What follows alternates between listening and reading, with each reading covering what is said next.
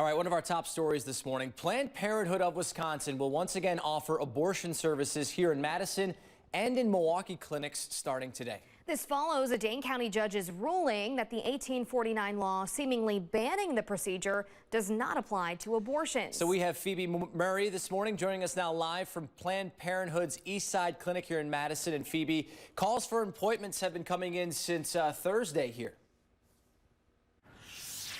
Planned Parenthood is making two things very clear. They are confident that medical abortions are legal in the state, and they're ready to provide them. Resuming abortions this morning here at the clinic behind me, as well as a clinic in Milwaukee, comes as the lawsuit challenging the state law continues in Dane County Court. The state's highest court is expected to take the case in the coming months, a court which flipped to liberal control on August 1st. Mike Maselman is an attorney who has no ties to Planned Parenthood or the state abortion lawsuits. He does not think it's going to be problematic in the end.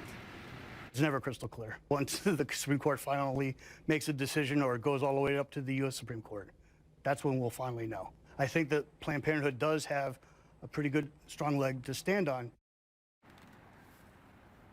He takes this stance citing the Dane County judge having already indicated her position on the case. And on top of that, Dane and Milwaukee County District attorneys have joined Attorney General Josh Kaul in saying that they will not be prosecuting physicians who perform medical abortions. And abortions were available at 3 Planned Parenthood clinics prior to the Supreme Court's overturning of Roe last summer. However, a spokesperson says that staffing levels will only allow them to open up these 2 clinics here, one in Madison and the other in Milwaukee.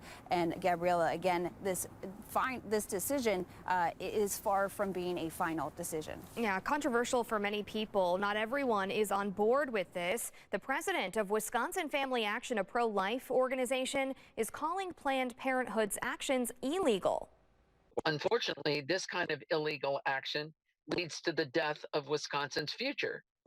So I think Planned Parenthood is out of line. And as I said, I'm disappointed that the governor is providing them cover and actually condoning what they're doing. Now, there are still several restrictions for abortions under the current law. That includes a 24-hour waiting period, a 20-week abortion ban in effect, and parental consent for minors is required.